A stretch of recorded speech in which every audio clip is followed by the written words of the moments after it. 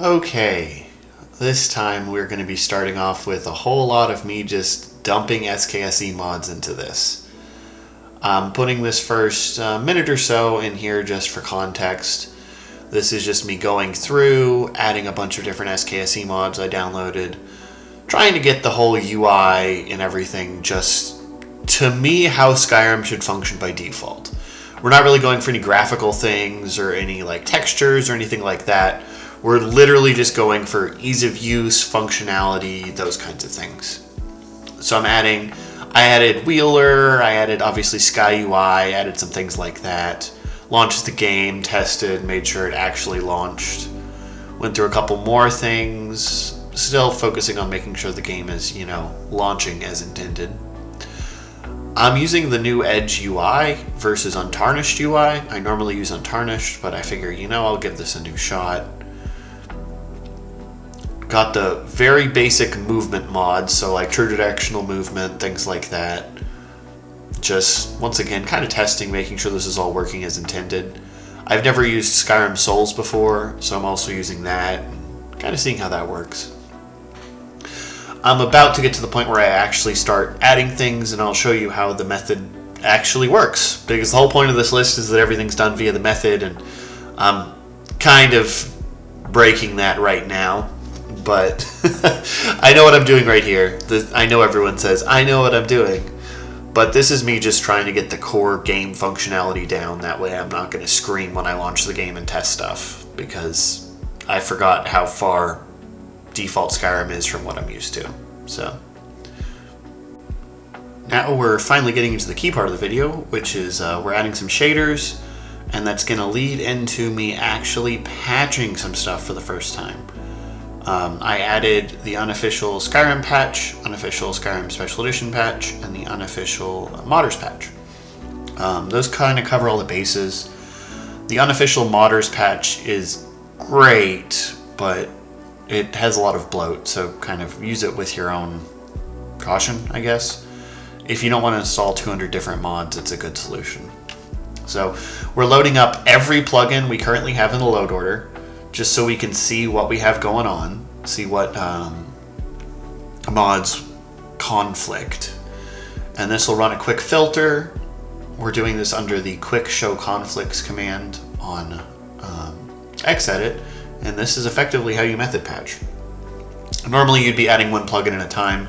In this case, I know what these plugins kind of look like, so that's why I'm starting this way. So we're going to look at each individual conflict that this has. The first conflict is race, and that's fine.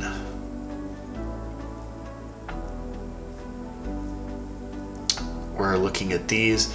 So for the most part, you can just forward USSEP, the unofficial Skyrim patch changes, into anything else. And by forward, I mean drag that record from there directly to the right. Because if it made a change, it probably made it for a good reason. In this case, I'm looking at all of them and figuring out what kind of change it was trying to make. So in this case, it's turning all the dragons into zero distance for the load models, which is fine.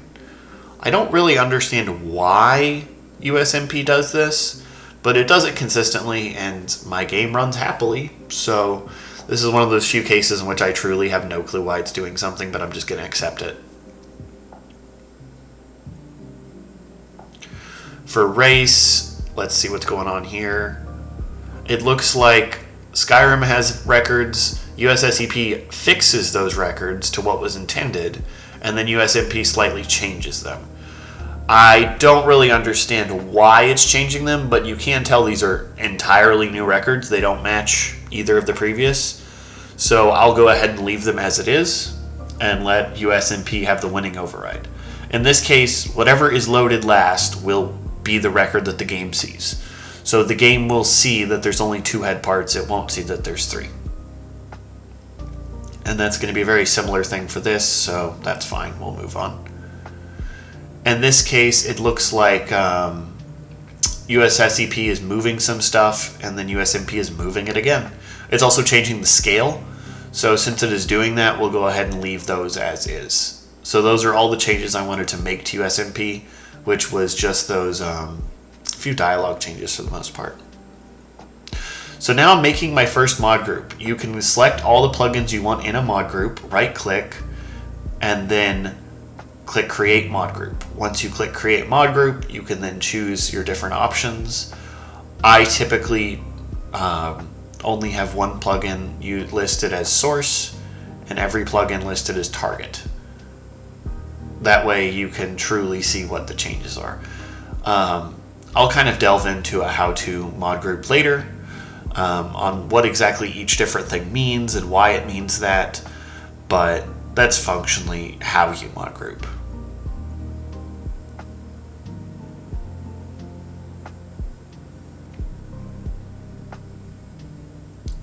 Now I'm just checking out these save files and making sure everything is going to work like I actually want it to.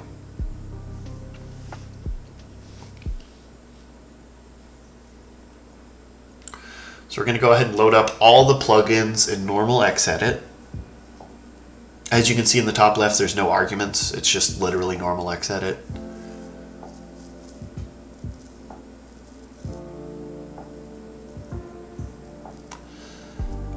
Still waiting. So boring, it made me yawn. There, now we've got them all loaded up. So now that we've got them all loaded up, we can go ahead and apply the script to persistify these plugins. And now we just gotta wait for it to finish. So this script is going to find all the records that need to be flagged for persistence and flag them for you, and then turn the plugin into an ESM. This is how you ESM a plugin. You could spend forever trying to understand what persistence means and why and blah, blah, blah, blah, blah, but effectively this script will let you turn plugins into ESMs. And now my whole load order is master files instead of being various types of files. There is no plain plugins, they're all master files. Which also helps with load order sorting because you can put anything anywhere. So I just organized it a little bit. I'm just doing it alphabetically for now. And now I'm going to go ahead and get cutting room floor and alternate start, live another life. And these I'll really delve into how I'm actually mod grouping things, how I'm actually doing it.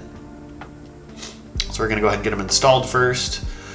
I name things and debate how to name things just for my own purposes of organization. This is definitely not necessary. You can do things however you want. In this case, cutting room floor is adding back content and alternate starts adding content in terms of giving you new starts. So I'm just going to call them expansions. Don't really know what else to call them.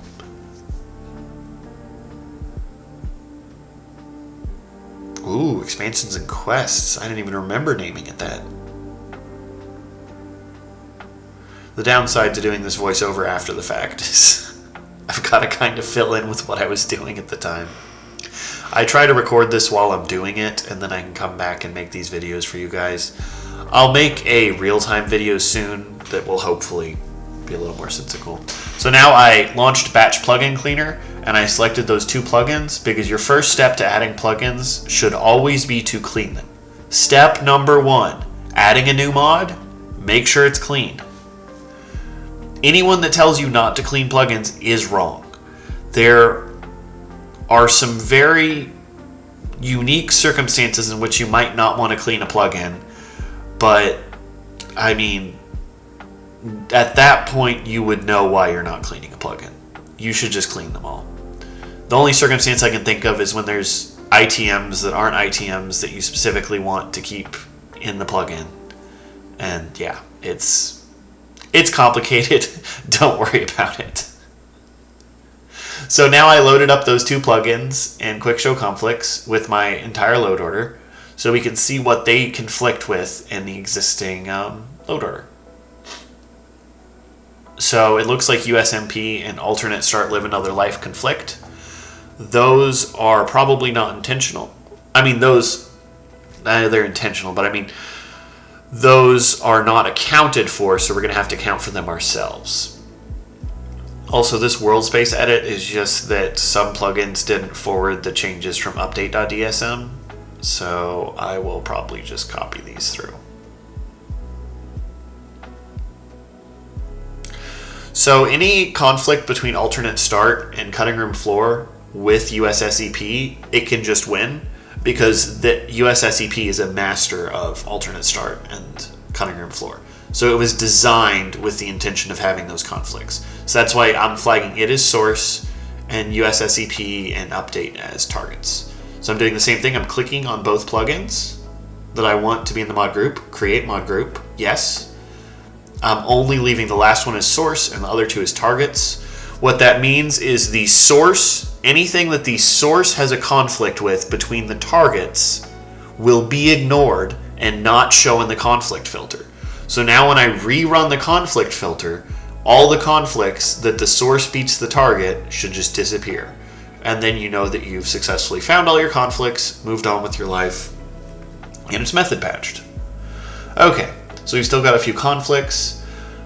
This is with the USCCP, the Creation Club, which is not a master of alternate start or cutting room floor. So that one is literally just, like I said earlier, the update record needing to be forwarded. It's just taking me a minute to figure out how to deal with that. And all these other are between cutting room floor and USMP. So now I'm trying to figure out how to ignore the MHDT. You don't even know what that, you don't even need to know what that means. But functionally, it's just height data that's going to be resolved when I run dynd, DYNDOLOD. I assume that's dynd-do-load. I have no clue. But however you pronounce it, I'm going to solve that later. So I can just ignore those. And I spent quite a while trying to figure out the name for that and failing the argument over and over again. So I am now adding the record to a brand new patch. I'm calling it alternate start and USMP patch. So the record from USMP is now going to win because I forwarded it into the patch. So the negative 21 million or whatever it is in default are actually the same value. So you can just copy that over and hide the conflict. In this case, cutting room floor and USMP, it looks like they need a patch as well. So I'm going to make that CRF and USMP patch and copy the record I want to win into it, which is cutting room floor. So now I'm going to add the masters to these patches I made. So for alternate start, I'll add alternate start and USMP. And for cutting room floor, I'll add cutting room floor and USMP.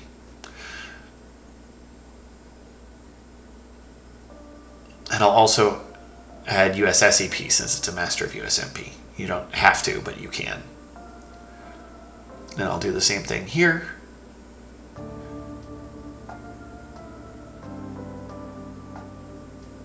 So now, to load my patch, you have to have the plugins it's actually patching. And since I copied the winning record forward, no matter what order you load alternate start, cutting room floor, and USMP, whatever load order you want, since the patch has to load after it, it will always solve those conflicts.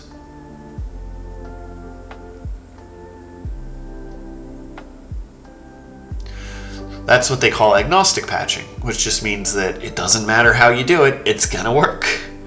But this way, you don't have an issue of, well, as long as you load blank mod after blank mod, it'll work. This way, it just will work. So now I'm going through and I'm finding all the things I want to win between cutting room floor and USMP. I want the stealth meter changes to carry through. I want to keep cutting room floors unit classes, so I'm going to leave those. I'll go ahead and copy forward the skin tone changes, might as well. Oops, there we go, drag from the right area. Copy forward stealth meter, don't change the outfit, copy forward stealth meter, drag the skin tone, stealth meter. There we go. Now I've got all those. Now we can look at cutting room floor and USMP. In this case, copy that to the patch. Go ahead and expand that alias, see what's going on. Allow reserved. Okay, we'll go ahead and add that to our patch. In this case, we're going to let cutting room floor win because it's a better quest edit.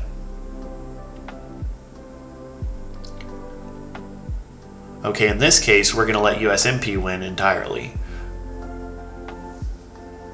But we're going to leave the actor effect.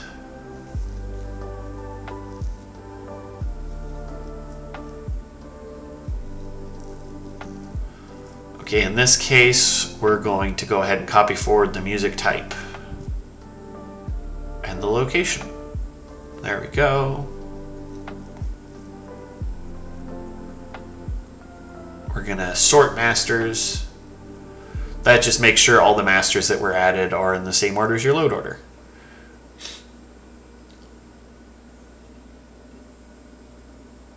Now I realized I made a mistake. Notice how my load order is now all funky? It's because I forgot to convert alternate start and cutting room floor into masters. Also, you shouldn't really name patches with and signs because some programs don't handle and signs well. So I went ahead and fixed that real quick. Okay, now I'm just going to apply script, persistify those plugins, save. Cool, now they're masters. Now my load order is correct. And like I said, for now, I'm just sorting this alphabetically. You can sort things however you want. Since I'm patching agnostically, it doesn't really matter what order things load in for the most part. This is me still trying to figure out how to ignore world space because I couldn't remember what it's called.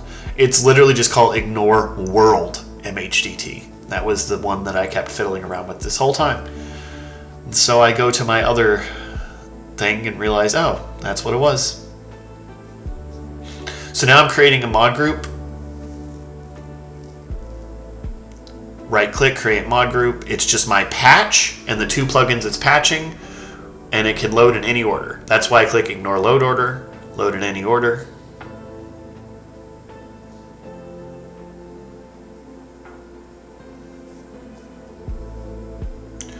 Now I'm just looking, making sure everything's covered in that patch.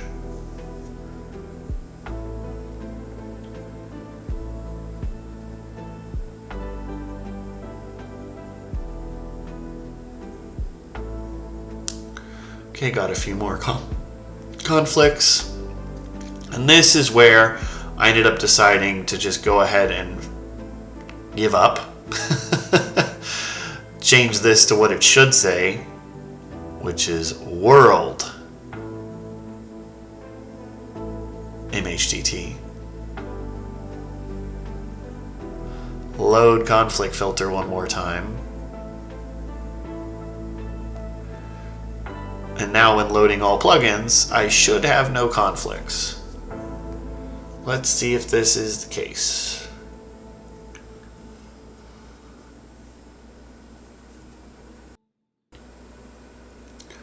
Okay, so it loads, and yay, no conflicts. So that means our conflict filter and our method patching was successful.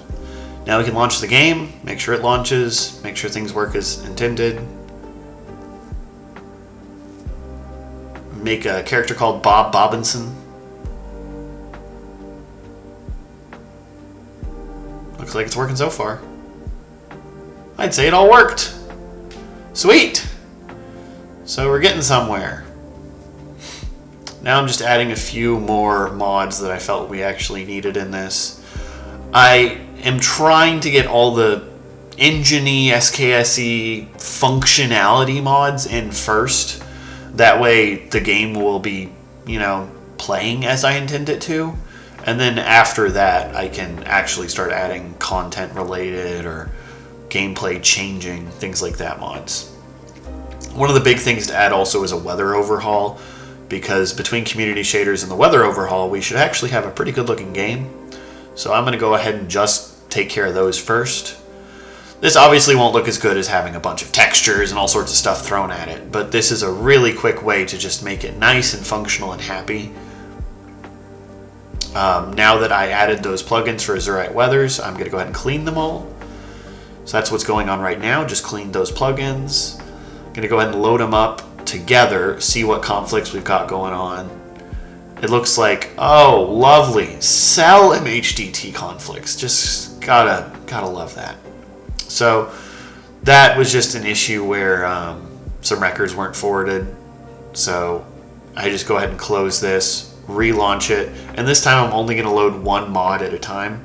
So Azurite Weathers and Azurite Mists are pretty much the same mod, so I'll load Azurite Weathers and the two Azurite Weathers plugin and the one Azurite Mists plugin. And we'll see what conflicts with just those. So we're loading my whole existing mod order, which we know has no conflicts anymore, because we just did that, against the new mod we're adding, one at a time.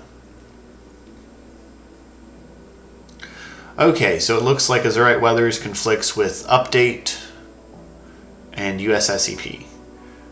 And I am okay with all those conflicts. So we can ignore the load order, and USSEP is an optional plugin. We don't have to have it loaded.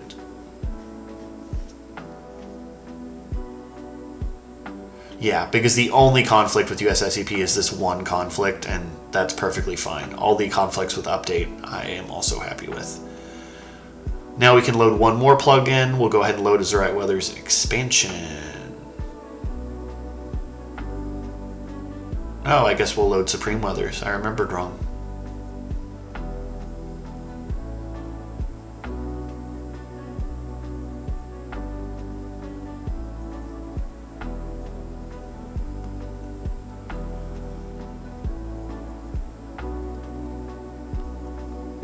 The other advantage to doing things load order agnostic is it doesn't really matter what load order you're testing the conflicts in, because it won't change. So I know I'm going to move these plugins later, but that doesn't really matter. Okay, this is just conflict between Supreme Weathers, Azurite 2, and Azurite 2. So therefore, obviously, Supreme Weathers should win.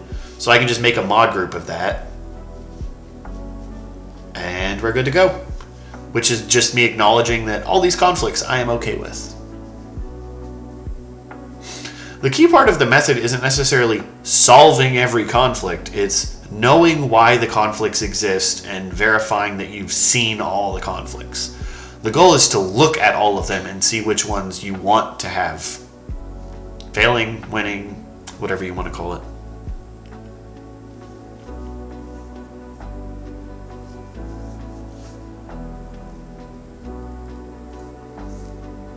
Okay, got some more conflicts with Azurite Weathers 2 expansion. This is fun. Okay, game settings, changing master's size. Interesting. This is just reverting it back to normal, it looks like. I am okay with that change.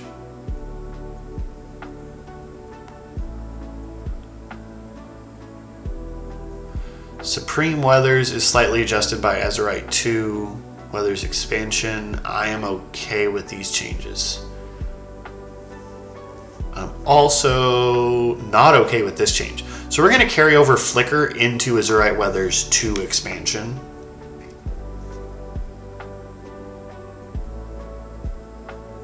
Remember how I said earlier that you can just kind of forward the USSEP changes into plugins, and that's fine.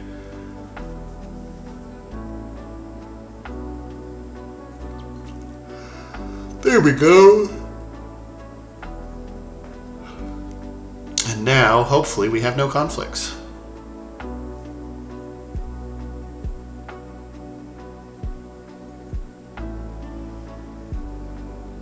Yay, no conflicts.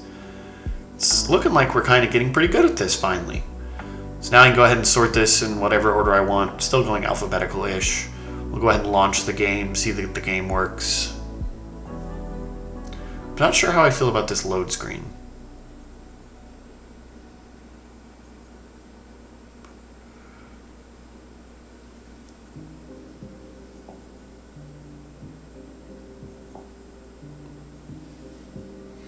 I'd say it looks pretty good. Doesn't look amazing, but it looks fine.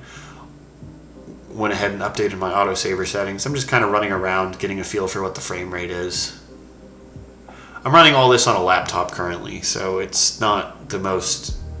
Yeah, that's probably not correct. It's a pretty powerful laptop. It has a 4090 and everything, but it's still obviously a laptop.